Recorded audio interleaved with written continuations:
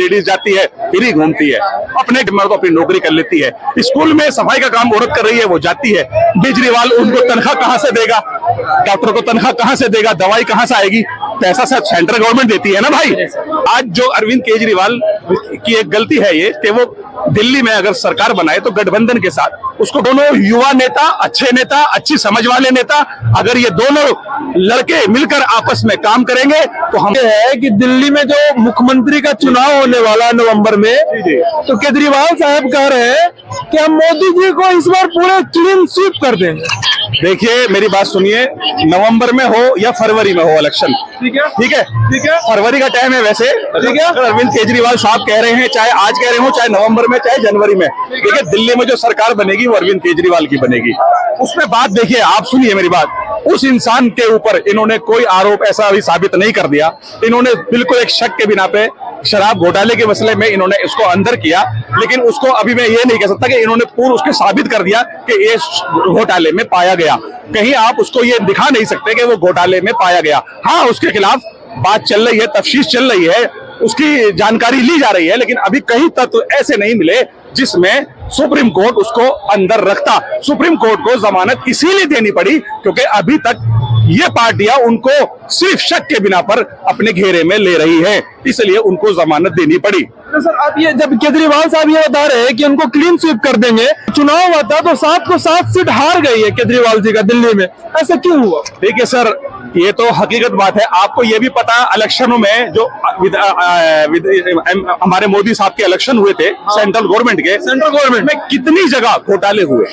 आप यूपी में देखिए, आप दिल्ली में मनोज तिवारी, जब वोट का टाइम खत्म हो गया था, पूरी दुनिया जानती है मनोज तिवारी ने अंदर बढ़कर वोट डलवाए थे, पूरी दुनिया ने देखी, सोशल मीडिया ने चलाया, मीडिया पे चला, क्या माने करके जीता। बिल्कुल हकीकत बात है, ये सच्चाई है, बिल्कुल सच्चाई है। एक एक जनता से पूछिए आप, मनोज तिवारी ने बहुत तगड़ा घोटाला किया था। बस हमारे इनकी बात यह है कि जांच इनकी अगर हो जाए हकीकत में, तो इनको अपना सब कुछ पता लग जाएगा कि इन्होंने हमारे साथ, पब्लिक के साथ कितना धोखाधड़ी की है।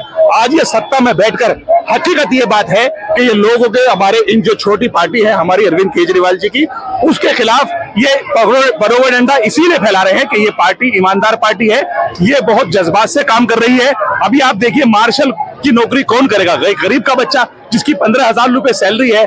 हमारी सारे मंत्रियों ने विजेंद्र गुप्ता के पैर तक पकड़ लिए कि भाई इनके नौकरी को बहाल कर दो, इनकी तनख्वाह दे दो, लेकिन ये लोग मानने को तैयार नहीं। कभी कुछ कहते हैं, कभी कुछ कहते हैं, कभी कुछ कहते हैं। अब कि हमारी पार्टी ये कह रही है कि आप कहीं भी कुछ भी कर लीजिए, हम तैयार हैं, पर इन गरीबों को पैसा दे दीजिए ताकि इनकी भी रोजी रोटी चल जाए।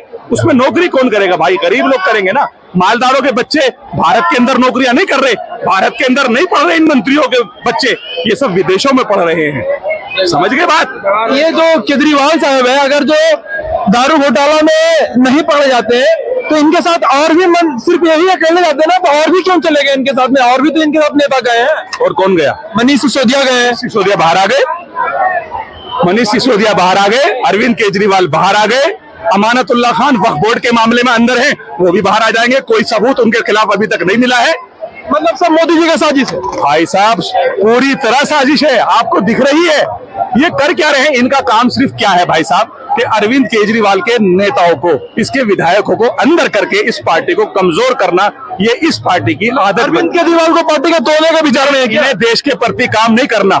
आज जो हमारे देश में हमारी कन्याओं की, जिस देश में, हमारे भारत में एक औरत की पूजा होती है, काली माई के रूप में, लक्ष्मी के रूप में, सीता के रूप में, उसी नारी की आज ये साड़ी खींच रहे हैं, उसी की आज ये दुर्दशा कर रहे हैं, उसकी आबरू लूटी जा रही है। अरे मैं कहता हूँ नरेंद्र मोदी जी से कि अगर कोई आदमी किसी औरत के सामने खड़ा हो या उसकी साड़ी खींचे, उसको ऑन स्पॉट फांसी की सजा दीजिए। ये कानून बनाइए ना भारत में। औरत का सम्मान होना चाहिए, नारी का सम्मान होना चाहिए हमारे भारत में।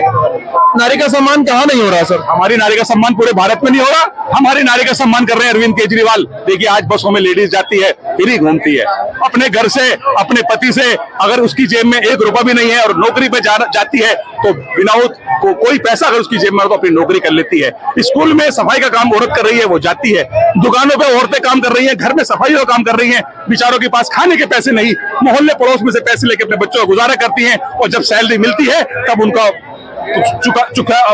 उधार पूरा करती हैं और बसों में वो फ्री चली जाती हैं। दिल्ली के काम पूरा अरविंद केजरीवाल से दिल्ली के लिए क्या क्या काम किया? अरविंद केजरीवाल ने मैंने बताया, देखिए शिक्षा के मामले में सबसे बड़ा काम, चिकित्सा के मामले में सबसे बेहतरीन, एक से एक टॉप क्वालिटी का आज हॉस्पिटल बना हुआ है, एक से एक टॉप क्वालिटी का स्कूल बना हुआ है। जो पुराने स्कूल कांग्रेस के जमाने के थे उन सारे स्कूलों को बेहतरीन से बेहतरीन करके उनको नया बनाया गया है। आज लाजवाब पढ़ाई होती है, उसके अंदर सीसीटीवी कैमरे हैं, उसके अंदर हमारे मार्शल है, वहां बहुत अच्छी, पहले से बहुत ज्यादा अच्छी पढ़ाई हो रही है। सर मोहल्ला क्लिनिक के बारे में आप बात कर रहे हैं। मोहल्ला क्लिनिक हम इतने जगह देखे हैं जहाँ पर भेड़ बकरी पड़े हैं, कुत्ता लेटरिन कर रहे हैं। इसलिए बताइए आप मोहल्ला क्लिनिक कैसे इलाज होगा? कुत्ता इलाज कराएगा क्या सर? अब आप ये बताइए ना, मैं ये कहता हूँ जब ये जो केंद्र सरकार है जब पैसा सैंक्शन नहीं करेगी, पैसा नहीं देगी हमारी दिल्ली सरकार को, तो क्या होगा? केजरीवाल उनको तनख्वाह कहां से देगा? डॉक्टर को तनख्वाह कहां से देगा? दवाई कहां से आएगी? पैसा सब सेंट्रल गवर्नमेंट देती है ना भाई। अब वो देता नहीं है क्योंकि उसको पता है कि इसको बदनाम करके इसकी सरकार को खत्म कर देना है, यही तो उसका दाव है। सर उसमें दिल्ली की जनता जूझ रही है ना। तो दिल्ली की जनता दिल्ली की जनता समझदार है। दिल्ली की जनता को समझ में है कि हमारे केजरीवाल के काम कौन रोक रहा है। हमारे दिल्ली के काम रोक रहा है केंद्र सरकार, यानी कि नरेंद्र मोदी की सरकार। इस बार दिल्ली में जो 7-8 सीटें बीजेपी लाई थी, 7 सीट, इस बार उनकी एक भी सीट नहीं आएगी विधानसभा में।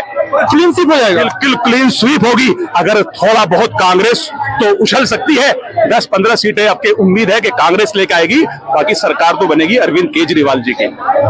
और मैं हाँ एक बात और कहना चाहता हूं कि अरविंद केजरीवाल जी को भी एक बात चाहिए। अब जो केंद्र में जब वो बहुमत के मतलब इन्होंने जो पीएम का इलेक्शन लड़ा तो एक साथ होकर लड़ रहे थे वो। आज जो अरविंद केजरीवाल की एक गलती है ये कि वो दिल्ली में अगर सरकार बनाए तो गठबंधन के साथ, उसको गठबंधन कांग्रेस के साथ करना चाहिए। क्यों? जब आप केंद्र में कर रहे थे तो राहुल था, अब आप नहीं कर रहे तो ये गलती है। यहाँ अरविंद केजरीवाल को सोचना चाहिए, क्योंकि मैं सच्चाई के साथ हूं और अच्छी बात मैं करना चाहता हूं। मैं कहूंगा कि अरविंद केजरीवाल को सपोर्ट लेनी चाहिए राहुल गांधी जी की, और ये दोनों युवा नेता, अच्छे नेता, अच्छी समझ वाले नेता, अगर ये दोनों लड़के मिलकर आपस में काम करेंगे तो हमारा देश बहुत तरक्की करेगा। हमारे गरीब भाइयों को बेहतरीन से बेहतरीन नौकरियां अरविंद केजरीवाल और राहुल गांधी मुहैया कराएंगे। राहुल गांधी को आप युवा कैसे कह सकते हैं? युवा है, अभी तक शादी भी नहीं हुई, कैसे युवा कह सकते हैं? यार क्यों युवा नहीं है? उसकी उम्र कितनी है बताइए आप? 56 तो 56 का बच्चा तो सलमान खान भी यंग है, उसने शादी नहीं करी, बताइए ना यार। राहुल गांधी कौन सा कह रहा है यंग नहीं है? यंग है, बिल्कुल यंग है। अरे हजारों किलोमीटर पैदल चला। सर आपकी एज भी शायद 56 के आसपास होगी। मेरी 51 है। 51 है। हाँ, आप राहुल गांधी से छोटे। मैं छोटा हूँ लेकिन यार मैं यंग क्यों नहीं हूँ? मैं तो यंग हूँ ना। चलवाइए ना मेरे साथ, नरेंद्र मोदी को चलवा दीजिए मेरे साथ, बताइए अमित शाह को चलवा दीजिए मेरे साथ। ये है बुढ़े, अरे रिटायरमेंट हो गए फिर भी कुर्सी से नहीं हट रहे। यंग तो हम है ना सर, हमारे यंग तो हम है अभी, जो हमारी एज 24 साल है और 51 साल हमारे पिताजी की एज हो रहा है, तो पिताजी को हम यंग मानेंगे? अरे तो भाई साहब एक बात बताओ, अगर पिताजी की शादी जल्दी हो गई और आप जल्दी पैदा हो गए तो पिताजी बुढ़े हो गए क्या? इसका मतलब सर है तो पिताजी लेकिन है तो यंग वो भी ही ना। 50 साल का आदमी बुढ़ा नहीं हुआ करता भाई। 50 नहीं सर 56 साल। मेरी 73 की पैदाइश है, जोड़ दो यार, मैं यंग हूँ। और एक बात सुनो, कौन सा लड़का ऐसा जो मेरा मुकाबला कर ले यार? आओ दौड़ाओ ना, मैं 51 साल का हूँ, दौड़वा लो, चलो पंजा लड़वा लो यार।